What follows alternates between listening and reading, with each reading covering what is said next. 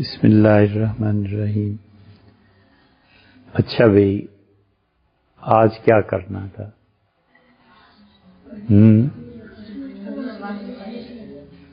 کہانی سنانی، جانوروں کی آوازیں بھی بتانی۔ اچھا دیکھو بیٹے، یہ کہانی ہمیں خیال ہوا پچھلی مرتبہ کہ کہانی کا عنصر کم ہے اور علمی طور پہ اور اسی طرح نصیحت کے انداز کا عنصر زیادہ ہو گیا۔ ہونا نہیں چاہیے اتنا۔ ہر چیز توازن کے ساتھ اچھی لگتی ہے نا، اور جب تک کسی بھی مرکب میں اس کے عناصر مناسب ترتیب کے ساتھ رہتے ہیں تو اس کا حسن برقرار رہتا ہے۔ اب یہ پھر بڑی مشکل بات آ گئی۔ ایک چیز ہوتی ہے بیٹے مفرد، اکیلی، ایک ہوتی ہے مرکب، جب دو یا اس سے زیادہ چیزیں مل جائیں۔ مثلا پانی اکیلا، گوشت اکیلی چیز ہے، مثلا سبزی، دال، سب اکیلی ہیں نا۔ جب آپ انہیں ہنڈیا میں کھولاتے ہیں تو یہ سب چیزیں مل جاتی ہیں، اور در حقیقت ہنڈیا میں کیا چیز کھولتی ہے؟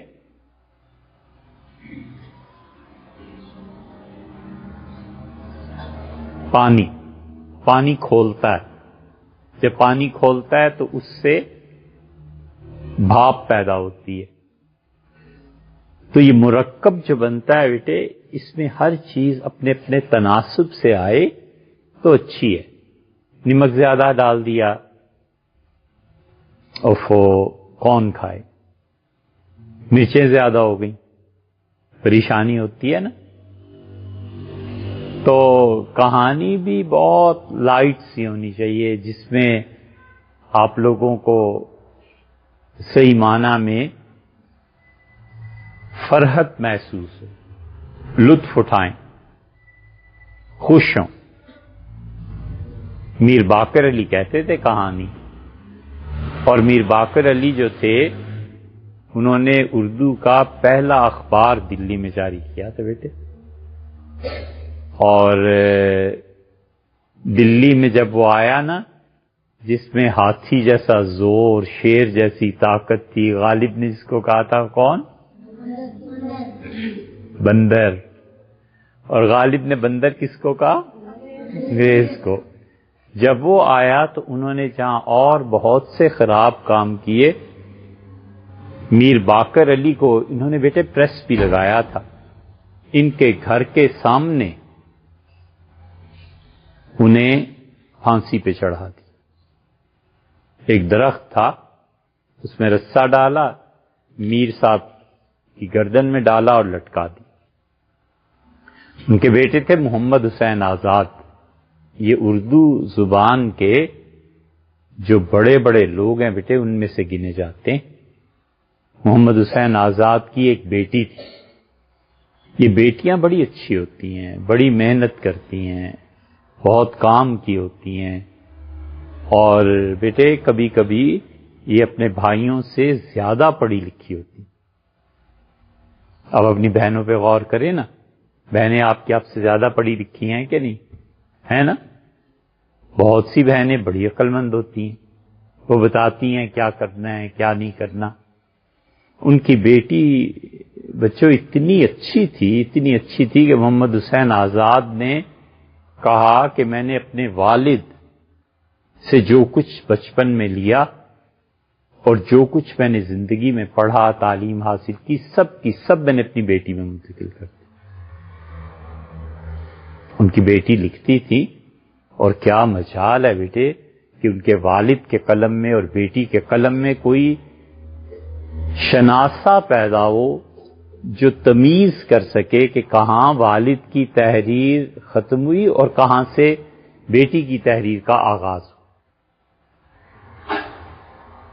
وہ اللہ کا کرنا کیا ہوا بچوں، وہ انہوں نے اپنی بیٹی کی شادی کی، رسم دنیا میں ایسے ہی ہے، شادیاں کرتے ہی ہیں، اور خدا معلوم کیا ہوا، اس بچی کے کپڑوں میں آگ لگ گئی، اخبار میں چھپا کہ اس بچی کے سسرال والے جو تھے انہوں نے آگ لگا۔ انہوں نے کہا بھئی ہم نے تو کچھ نہیں کیا، یہ خود بخود آگ بھڑکی اور لگ گئی۔ یہ ہوتا ہے بیٹے، اخبارات میں جھوٹ چھپتا ہے، رسالوں میں جھوٹ چھپتا ہے، بہت جگہوں پہ جھوٹ چھپتا ہے۔ ہر سنی سنائی بات اور ہر لکھی ہوئی تحریر پہ اعتماد نہیں کر لینا چاہیے۔ بہت مرتبہ چیزیں سوائے جھوٹ کے اور کچھ نہیں ہوتی۔ بہرحال بیٹی کے انتقال کی خبر جب محمد حسین آزاد نے سنی، پاگل ہو، بالکل اتنی محبت تھی اپنی بیٹی سے، وہ پاگل ہو گئے۔ انہوں نے کیا کیا، پاگل پن میں اپنی ساری کتابیں لاہور میں اٹھائیں، اپنی بیٹی کی چیزیں بھی اٹھائیں اور جا کے دریائے رابی میں ڈالا۔ پاگل ہو گئے، پتہ ہی نہیں چلتا۔ بہت زیادہ ہم نے دکھ تھا، اتنا محمد حسین پاگل ہو گئے۔ اور محمد حسین نے بڑا کام کیا، ایران گئے تھے پیدل اس زمانے میں، بڑی اچھی اچھی کتابیں انہوں نے لکھی۔ میر باقر نواب تھے بیٹے، اور داستان گو بھی تھے، اچھی کہانی کہتے تھے۔ اگر ہم دو میر باقر ہیں، انہیں مکس اپ نہیں کر رہے، ہمارا خیال ہے، ہمیں مدت ہوئی بیٹے پڑھے ہوئے، تو محمد حسین آزاد کو ہم لوگوں نے پڑھا۔ آپ کی عمر بیٹے کیا ہوگی؟ آپ کی عمر کیا ہے؟ نہیں، اس سے پوچھ رہے ہیں خان صاحب، یہ کیا 17؟ ارے 17 تو بہت عمر ہے۔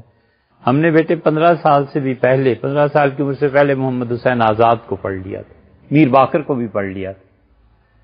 تو یہ بڑے لوگ تھے، انہیں پڑھ کے پتہ چلتا ہے کہ کیا تھے۔ تو میر باقر اور یہ لوگ نواب تھے نا بیٹے، ان کے گھروں میں جو سادات سیدانیاں خواتین رہتی تھیں، جسے اردو میں کہتے ہیں کہ سورج کی کرن نے ان کے بال نہیں دیکھے تھے، انگریزوں نے انہیں گھروں سے نکال دیا، 16 میل پیدل چلنا پڑا، اور وہ تھک ہار کے بیچاری بیٹھ گئی اور پاؤں گویا ٹوٹ گئے ان کے۔ وہ تو ایک لمبا قصہ ہے۔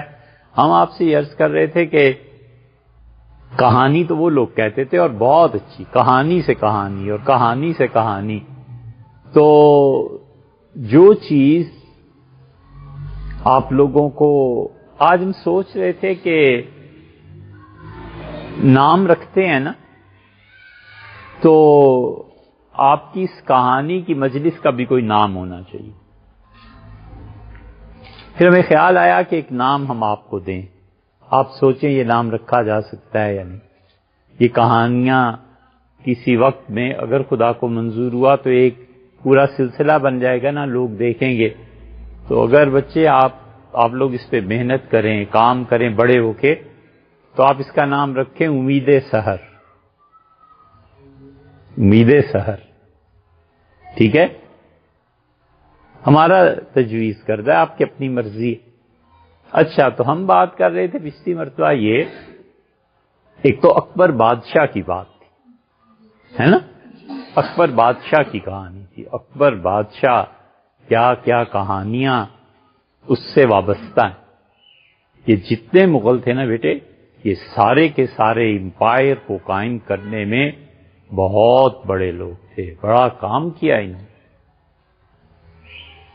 انگریزوں نے حکومت مسلمانوں سے چھینی تھی، اس سے انہوں نے ہر ممکن یہ کوشش کی کہ مسلمانوں کو برا کہیں، اور خاص طور پہ مسلمانوں کے جو حکمران ہیں انہیں برا کہیں۔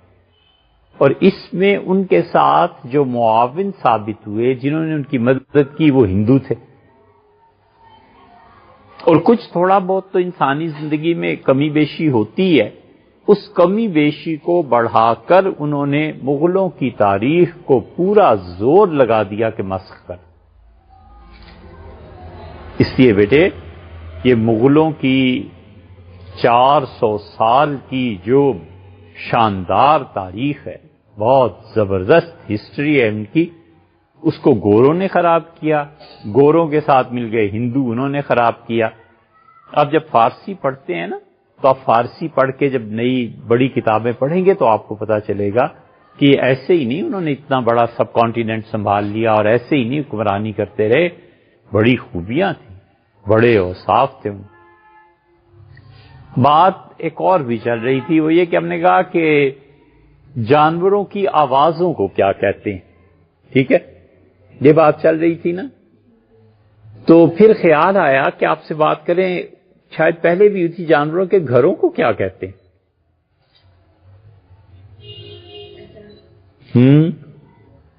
بولیے، جانوروں کے گھروں کو کیا کہتے ہیں؟ انسان جہاں رہتا ہے اس کو کیا کہتے ہیں؟ گھر، ٹھیک ہے بیٹے۔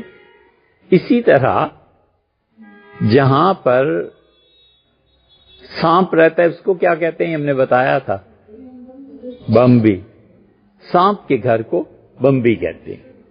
اچھا، جو پرندے ہوتے ہیں خاص طور پہ چڑیا، اس کے گھر کو کیا کہتے ہیں؟ گھونسلہ کہتے ہیں، ٹھیک ہے۔ اور بھٹ، بھٹ کس کے گھر کا نام ہے؟ کہ یہ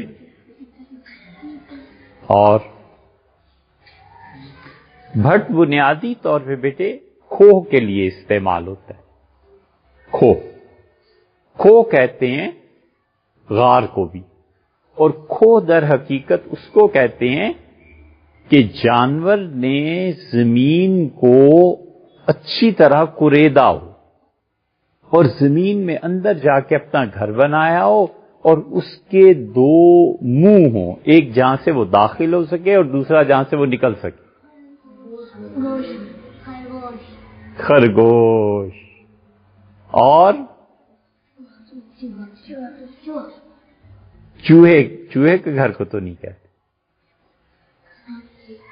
گیدڑ کے گھر کو بھی۔ گیدڑ اپنی بھٹ میں گھس گیا، ٹھیک ہے، گیدڑ کے گھر کو بھی کہتے ہیں۔ لومڑی اپنی بھٹ میں چلی گئی۔ لومڑی اس لیے کرتی ہے، یہ دو دروازے اس کے گھر کے ہوتے ہیں، ایک طرف سے گئی، شکاری اس چکر میں ہوتا ہے کہ لومڑی کی کھال حاصل کرے۔ لومڑی کی کھال بہت قیمتی بکتی ہے بیٹے۔ لومڑی کی کھال، اس کی کھال کیا کہتے ہیں؟ انسان کی کھال کو کیا کہتے ہیں؟ کیا بات ہے؟ اور بکری کی کھال کو کیا کہتے ہیں؟ اونٹ کی کھال کو کیا کہتے ہیں؟ نہیں بھئی، ایسے تو نہیں چلتا کام۔ آپ پڑھتے نہیں ہیں پھر سارا ہم ہی پڑھ کے آئیں، یہ تو ٹھیک نہیں نا۔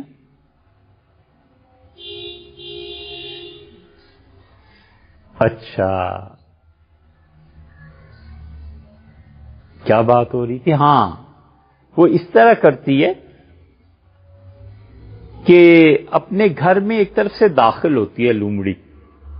شکاری بیٹھا رہتا ہے کہ لومڑی باہر آئے تو میں اس کا شکار کروں اور اس کی کھال کو لے جا کر بازار میں بیچوں،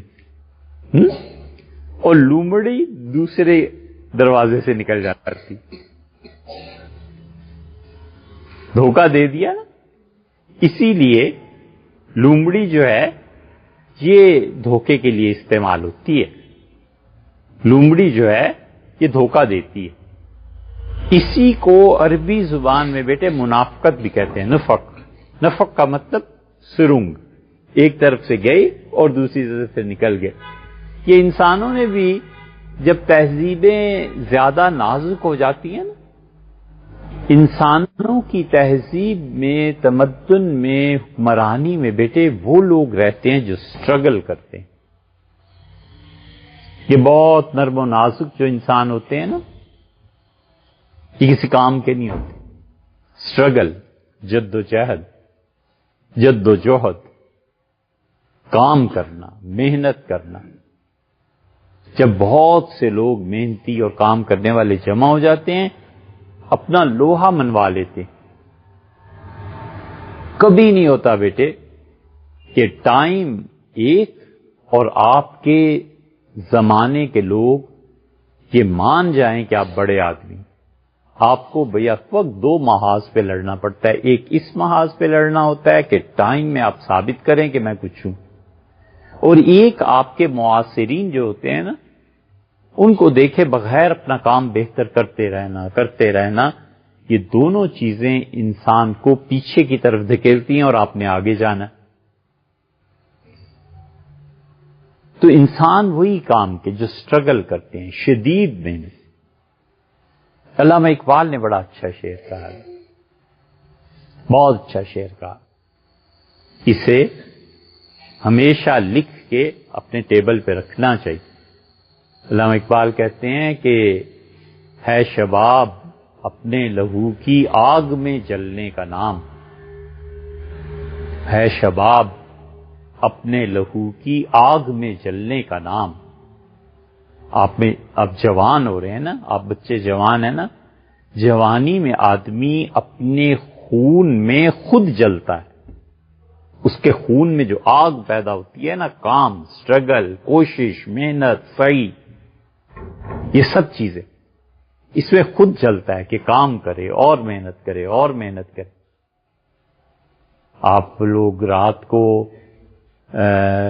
فجر سے بھی پہلے تہجد کے وقت پہ قرآن پڑھنے کے لیے اٹھتے ہیں نا، ہم دیکھتے ہیں بڑے خوش ہوتے ہیں، اس لیے کہ آپ نے نیند کے خلاف سٹرگل کی، لڑے، اٹھے، محنت کی، کام کیا.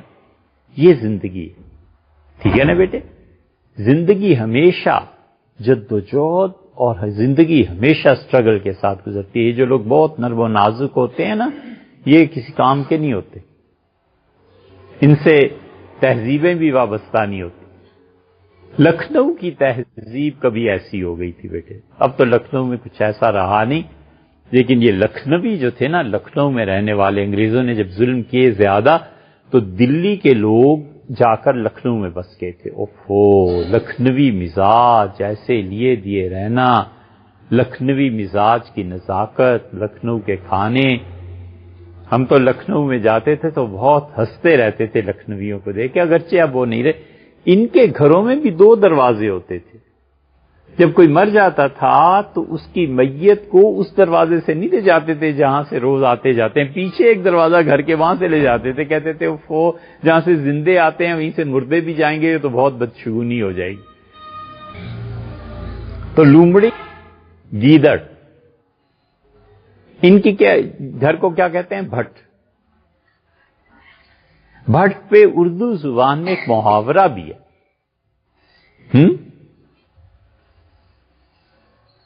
بھٹ پڑے وہ سونا جس سے ٹوٹے کان. پورے ہماری جو تہذیب ہے سب کانٹیننٹ کی یہاں بولتے تھے. بھاری جھمکے بیٹیوں کو بنا دیتے تھے، ہیرے جواہرات کانوں میں لٹکا دیتے تھے نا، تو کان ٹوٹنے لگتے تھے، کانوں میں تکلیف ہونے لگتی تھی. تو دلی، لکھنؤ، کلکتہ، حیدرآباد وغیرہ وغیرہ یہ جتنے علاقے تھے یہاں خواتین بولتی تھی بھٹ پڑے وہ سونا جس سے ٹوٹے کان. یعنی ایسے سونے کو آگ لگاؤ جسے پہن کے کانوں میں تکلیف ہونے لگے. کان کا یہ حصہ، اسے کیا کہتے ہیں؟ لو. لو نہیں، لو.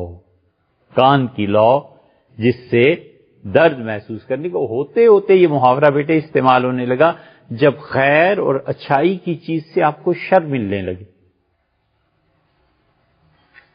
اوفو، دھوپ پہ اس لیے بیٹھے تھے کہ وٹامن ڈی حاصل ہو. ہڈیوں میں درد ہوتا ہے نا، ڈاکٹر بتاتے ہیں کہ وٹامن ڈی کی کمی ہو جاتی ہے. دھوپ میں بیٹھیں خود بخود تھی. یہ اللہ تعالیٰ نے جتنی ایسی چیزیں بنائی ہیں نا نیچرل، بیٹے ان سے فائدہ اٹھانا چاہیے. ٹھیک ہے، دھوپ میں بیٹھنا، موسم میں جو سبزی آئے اسے کھانا، موسم کے پھل کو کھانا. ٹھیک ہے نا. اسی طرح سردی اور گرمی دونوں کا لحاظ کر کے پانی پینا، یہ سب نیچرل چیزیں ہیں. تو دھوپ میں بیٹھنے سے اگر کسی انسان کو بیماری لگ جائے تو دھوپ پہ تو اس لیے بیٹھے تھے کہ فائدہ الٹا نقصان ہو گیا. ایسے ہی بیٹے بہت سے بچے ایسے ہوتے ہیں جن سے ان کے والدین، ان کے بڑے ایکسپیکٹ کرتے ہیں کہ بڑا اچھا کام کریں گے، اور پتہ چلا کہ بیٹے نے کچھ کام نہیں کیا، لٹیا ڈبو دی. تو یہ جو بچے لٹیا ڈبوتے ہیں نا، خیر اچھائی کی جگہ سے بھی شر آنے لگتا ہے. اس موقع پہ بولتے ہیں کہ بھٹ پڑے وہ سونا جس سے ٹوٹے کان. اچھا بھئی چلیے ایک اور جانور، اور کوئی جانور آپ بتائیے جس کے گھر پہ بات کریں. چوہے کا بل ہوتا ہے. آپ چوہے کا بھٹ کہہ رہے تھے نا، بھٹ نہیں ہوتا، چوہے کا بل ہوتا ہے. چوہا اپنے بل میں جاتا ہے. ٹھیک ہے. اور چڑیا کا بھی ہم نے کر لیا. اچھا یہ ایک لفظ بولتے ہیں ہم ڈنگر. ڈنگر کس کو کہتے ہیں؟ جانور. جانور کون سا؟ ٹائیگر، گائے بکری، گائے بکری بھینس. ٹھیک ہے نا. یہ جو بڑے بڑے جانور ہوتے ہیں، مویشی بھی جنہیں کہتے ہیں. ٹھیک ہے. اس کے گھر کو کیا کہتے ہیں؟ اس کے گھر کو کہتے ہیں کھڑک. کھڑک. ٹھیک ہے. کیونکہ یہ گائے کو آپ دیکھیے، یہ اپنے پاؤں کو زمین پہ مارتی رہتی ہے. گائے پہ کبھی غور کرنا. گائے جو ہے نا اپنے کھر کو زمین پہ، گائے کے پاؤں کو کھر کہتے ہیں، اور کھر اپنی مارتی رہتی ہے جیسے وہ کرید رہی ہے کسی چیز، جیسے وہ زمین سے کوئی خزانہ نکالنا چاہتی. عربی میں بکر کھودنا، بکرا گائے، اسی کے کھودتی رہتی ہے. امام باقر. امام باقر کون تھے آپ جانتے ہیں؟ امام باقر بیٹے بہت بہت بڑے آدمی. مدینہ منورہ میں بڑے بڑے لوگ ان کے گھر پہ حاضری دیتے تھے. امام باقر رحمت اللہ علیہ کو بڑا علم اللہ نے دیا تھا. باقر عربی زبان میں اس شخص کو کہتے ہیں جو ہر وقت علم کی تلاش میں رہتا ہے، کھوج میں رہتا ہے. یہ اصل میں وہی بکرا، گائے کا زمین پہ کھر مارنا، کھودنا. آپ نے امیر المومنین سیدنا علی رضی اللہ عنہ کا نام سنا ہوگا. سیدنا علی رضی اللہ عنہ حضرت رسالت مآب صلی اللہ علیہ وسلم کے کیا لکھتے تھے؟ داماد بھی تھے اور چچا زاد بھائی بھی تھے. یہ کون بولا بھی؟ گڈ. یہ ہے نا بات. حضور صلی اللہ علیہ وسلم کے چچا زاد بھائی تھے. حضرت علی رضی اللہ عنہ کے جو چھوٹے بیٹے تھے ان کا نام حسین، حسین ابن علی رضی اللہ عنہ. اور حسین رضی اللہ عنہ کے بیٹے کون تھے؟ زین العابدین. زین العابدین جو تھے بہت عبادت گزار تھے بیٹے. انہیں ہمارے ہاں جو لکھتے ہیں نا سید الساجدین، جتنے لوگوں نے اللہ کو سجدہ کیا ان میں سب سے بڑے آدمی تھے، بہت بڑے آدمی تھے بیٹے. زین العابدین رحمت اللہ علیہ نے مدینہ منورہ سے مکہ مکرمہ پیدل چل کے 25 حج کیے. مدینہ منورہ اور مکہ مکرمہ اتنے ہی دور ہیں جتنا یہاں سے آپ اسلام آباد سے سائیوال ملتان اتنا سفر سمجھ لیں 500-600 کلومیٹر، 400 کچھ کلومیٹر، اب تو روڈ بن گئی، اس زمانے میں کم ہوتا ہوگا یا زیادہ ہوتا ہوگا ہمیں معلوم نہیں، لیکن حضرت زین العابدین رحمۃ اللہ علیہ نے 25 حج کیے پیدل،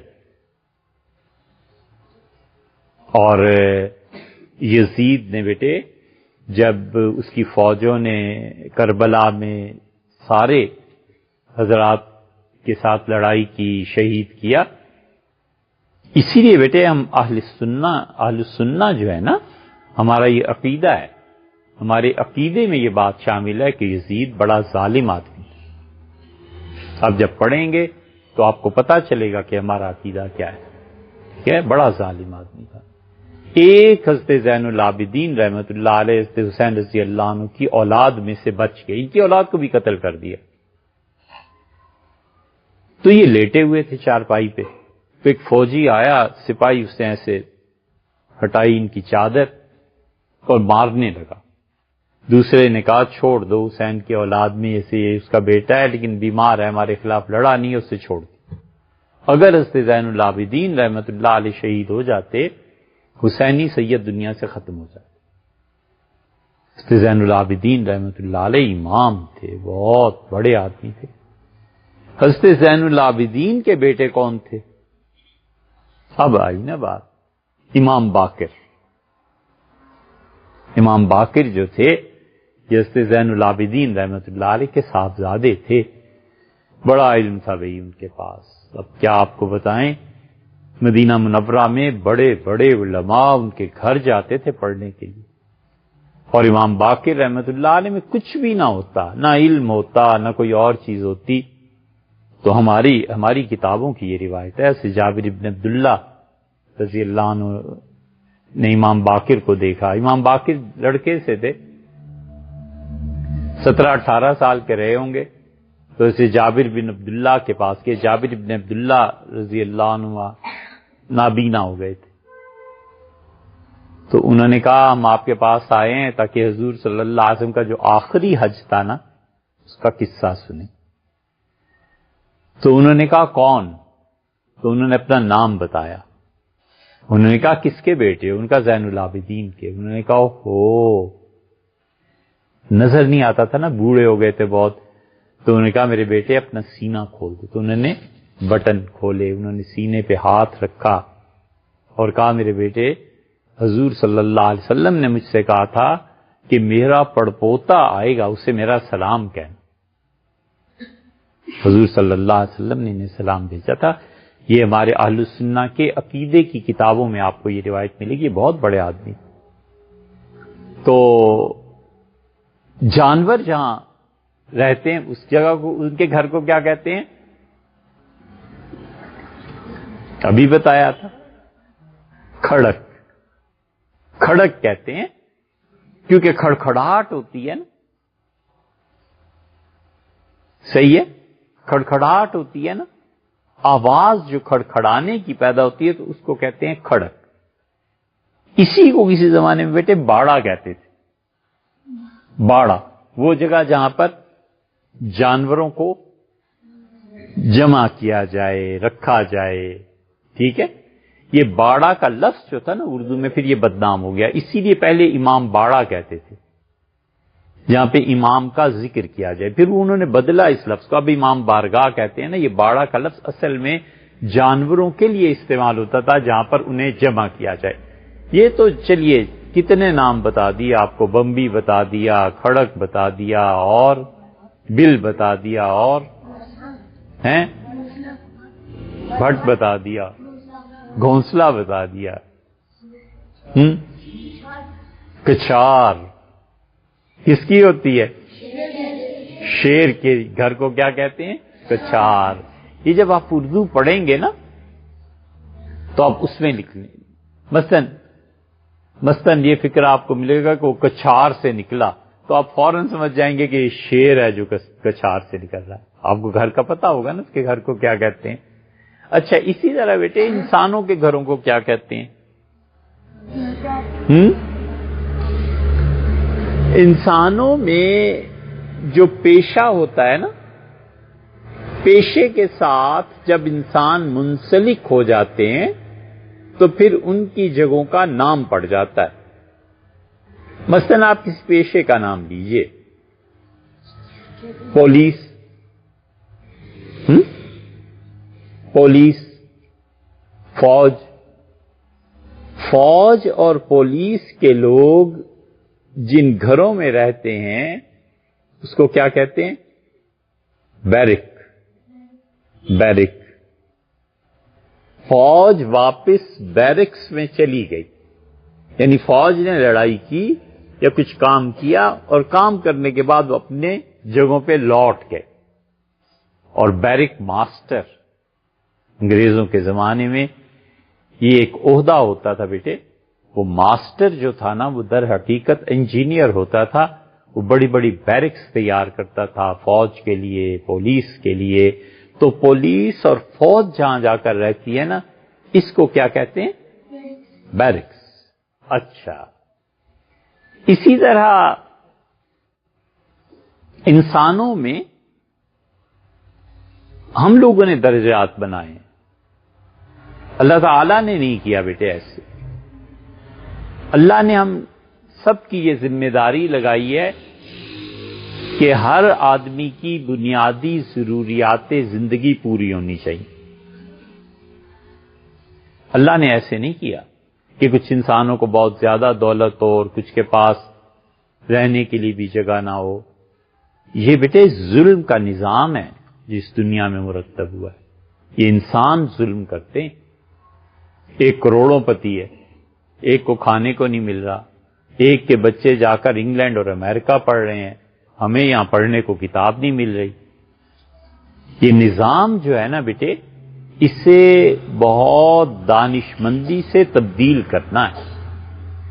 زندگی میں آپ کے کرنے کے جو کام ہے نا، ان میں سے ایک کام یہ ہے کہ بیٹے اس نظام کو تبدیل کیا جائے، آہستہ آہستہ، آرام سے۔ آپ جب بڑے ہوں گے تو کبھی یہ بات سنیے گا دوبارہ، اس دنیا میں جو فساد مچا ہے نا، اس کی ایک جڑ بیٹے دولت کی غیر منصفانہ تقسیم۔ اس نظام کو تبدیل ہونا چاہیے۔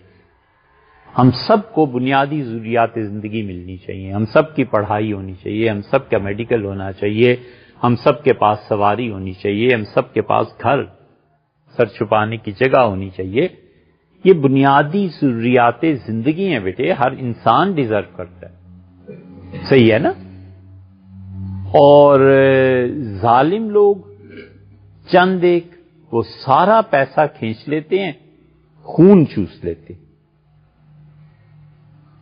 اس ظلم کو ختم ہونا چاہیے۔ جب انسانوں نے ظلم کیے تو سوسائٹی میں ایک طبقہ سرمایہ دار ہو گیا، ایک طبقہ غریب ہو گیا۔ تو غریب کے گھر کا نام کیا پڑا؟ جھونپڑی۔ غریب آدمی جھونپڑی میں رہتا ہے۔ جھونپڑی کا تصور جب آپ کے ذہن میں آئے گا نا کہ وہ جھونپڑی سے نکلا، اس نے جھونپڑی میں دیا جلایا، تو یہ غربت کا ایک تصور ہے نا غریب آدمی۔ اور امیر آدمی کا گھر محل۔ محل جو ہوتا ہے وہ امراء کے لیے ہوتا ہے، ان کے گھروں کو کہتے ہیں، یا محل کہتے ہیں راجا کے رہنے کی جگہ کو، یا محل کہتے ہیں ملکہ کے رہنے کی جگہ کو۔ اور رانیاں جہاں رہتی تھی نا، بادشاہوں کے، ہندوؤں کے بڑے بڑے ان کی کئی ایک خواتین ہوتی تھی، جہاں یہ خواتین رہتی تھی ان کو کہتے تھے حرم۔ کبھی اسے اردو زبان میں لکھتے ہیں حرم، کبھی لکھتے ہیں، ابھی کیا بتایا تھا آپ کو، محل، اور کبھی انواس۔ یہ انواس کا لفظ بھی خواتین کے لیے استعمال ہوتا ہے کہ وہ انواس میں گئی، یعنی بادشاہ کی جو رانیاں تھیں وہ وہاں گئی۔ اور غریب کے لیے جھونپڑی، اور امیر کے لیے محل ایسے نہیں ہونا چاہیے. مارگریٹ تھیچر یہ انگلینڈ کی وزیر اعظم رہی، اور ہم لندن گئے تو ہم نے ان کا بھی گھر دیکھا. گھر کیا تھا؟ پرائم منسٹر ہاؤس جو ہوتا ہے. مارگریٹ تھیچر نے بیٹے اتنی قابل خاتون تھی، انہوں نے انگلینڈ پہ 10 سال حکومت کی. اور وہ لکھتی ہیں خود، ان کی سوانح پڑھو جب تم بڑے ہو جاؤ گے نا، تو جو کچھ انہوں نے لکھا ہے اس کو پڑھنا. انہوں نے اپنی زندگی کے حالات لکھے.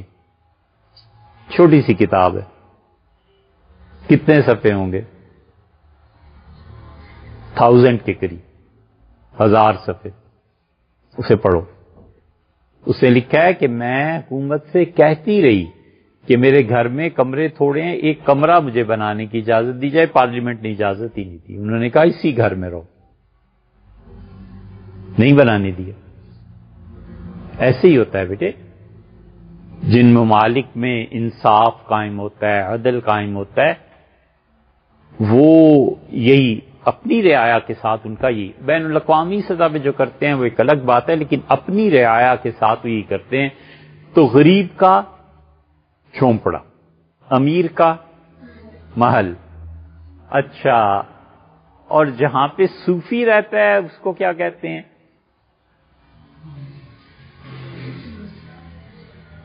فقیہ، مفتی. مفتی جہاں کام کرتے ہیں اور بیٹھتے ہیں اس جگہ کو کہتے ہیں تکیہ. تکیہ، تکیے گئے تھے، یعنی جہاں پہ علم والے لوگ رہتے ہیں اس جگہ کو کہتے ہیں تکیہ. یہ اصل میں ترکی زبان سے اردو میں لفظ آیا ہے. ہم نے تکیے میں بہت دن گزارے بھی، زندگی کے بہترین اور ایک ایک لمحہ ناقابل فراموش، اور ایسا کہ اب بھی ہمیں تصور میں جانے کی ضرورت ہی نہیں پیش آتی، اتنے حاضر ہیں، اتنے سامنے کے دن ہیں. وہ تکیہ اور دائرہ میں گزارے. دائرہ شاہ علم اللہ، ہمارے شیخ مولانا ابو الحسن علی ندوی رحمۃ اللہ علیہ زندہ تھے، تو وہ تکیہ ایک جگہ کا نام ہے. ایک ندی ہے، اس کے کنارے کوئی 400-500 سال پہلے ایک بزرگ تھے، وہ وہاں سے گزر رہے تھے تو کسی رشی نے انہیں روکا. رشی کون ہوتا ہے؟ درویش. ہندو رشی کہتے ہیں. رشی کے رہنے کی جگہ کو آشرم کہتے ہیں، اور صوفی کے رہنے کی جگہ کو حجرہ کہتے ہیں، اور فقیہ کے رہنے کی جگہ کو تکیہ کہتے ہیں. دیکھا نا آپ نے، پیشے کے ساتھ لفظ بدل گئے نا. تو بزرگ گزر رہے تھے، بڑے آدمی تھے، شاہ علم اللہ صاحب رحمۃ اللہ، حضرت مجدد الفسانی سرہندی رحمۃ اللہ کے سلسلے کے. تو کسی درویش نے روک لیا، اس سے کہا حضرت یہیں رہیے، آگے مت جائیے. بس وہ رہ گئے. پھر ان کی اولاد، پھر سید احمد شہید رحمۃ اللہ علیہ کا سلسلہ، پھر وہ اب ہمارے شیخ مولانا ابو الحسن علی ندوی رحمۃ اللہ علیہ. ہم نے بیٹے بہت دن وہاں گزارے، رمضان وہاں گزارے، ان کی مجلس میں رہے. تکیے کے دن یاد آتے ہیں. تکیہ ایسی جگہ ہے کہ اگر اس کے قائل ہوتے ہم کہ کہیں دوسرے تیسرا جنم بھی آتا ہے تو 7 جنم وہاں گزارے. بہت بہت برکات کی جگہ ہے. آپ اس فکرے کو سمجھ نہیں سکیں گے بیٹے، لیکن کبھی کبھی مرشد کا جو جگہ اور مقام ہے نا، وہ بھی مرشد کا کام دیتی. جہاں شیخ اپنے بستے ہیں اور رہتے ہیں نا، بسا اوقات شیخ کی غیر موجودگی میں آدمی اس جگہ پر چلا جائے تو بھی بہت سے غم اور دکھ دور ہو جاتے ہیں. کہ آپ کی سمجھ سے بالا بات ہے، لیکن ہوتا ہے ایسے. تو تکیہ، دائرہ، جہاں پہ اللہ کے اچھے بندے رہتے ہیں نا، اس کو تکیہ دائرہ ایسے کہتے ہیں. اور حجرہ، صوفی حجرے پرانے زمانے میں بناتے تھے. جیسے یہ مسجد ہے نا، مسجد کے ساتھ چھوٹے چھوٹے کمرے بنا دیتے تھے، 8x8 کا ایک کمرہ بن گیا، 8x9 کا ایک کمرہ بن گیا، بس وہ درویش مشکل سے سو سکتا تھا، اس میں کھانا پینا ہوتا تھا اور اللہ کو یاد کرتا تھا۔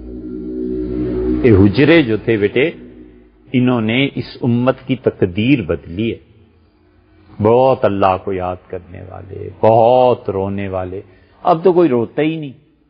جس وقت آپ اٹھتے ہیں رات کو، وہ در حقیقت بیٹے اللہ کے حضور میں رونے ہی کا وقت ہوتا ہے۔ تم نہ کہیں رو دینا، پڑھو اپنا، صحیح ہے، وہ وقت آ جائے گا، تمہیں کوئی روک نہیں سکے گا، لیکن حقیقت میں امت میں رونے والے کم ہو گئے۔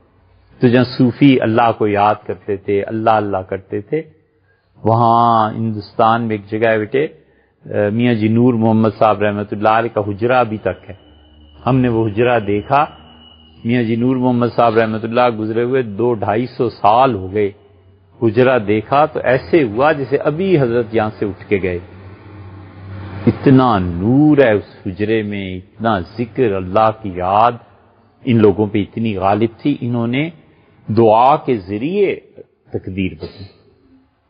دنیا کو بیٹے بادشاہوں نے اتنا تبدیل نہیں کیا۔ یہ آپ لوگوں کو سوچنا چاہیے۔ آپ لوگ جو سمجھتے ہیں نا کہ ہم فوج میں چلے گئے، پولیس میں چلے گئے، دنیا میں جا کر عہدے کے ذریعے عہدوں کے ذریعے دنیا نہیں اتنی تبدیل۔ عباسی کتنے بادشاہ تھے، کیا کر لیا انہوں نے؟ بنو امیہ کے حکمرانوں کو کوئی یاد؟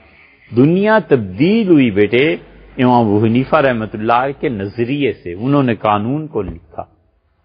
دنیا اس سے تبدیل ہوتی ہے۔ آئنسٹائن نے دنیا کو تبدیل کیا، نیوٹن نے دنیا کو تبدیل کیا ہے، جس نے بجلی ایجاد کی ہے اس نے دنیا کو تبدیل کیا ہے۔ آپ پڑھیے، جب آپ پڑھیں گے نا آپ نیا آئیڈیا دیں گے، نئی چیز دیں گے، آپ کہیں گے لوگوں کو اس نظام کے تحت زندگی بسر کرنی چاہیے۔ آپ کا وہ نظام خدا کی وحی سے ٹکرائے نہیں، وگرنہ غلط ہے۔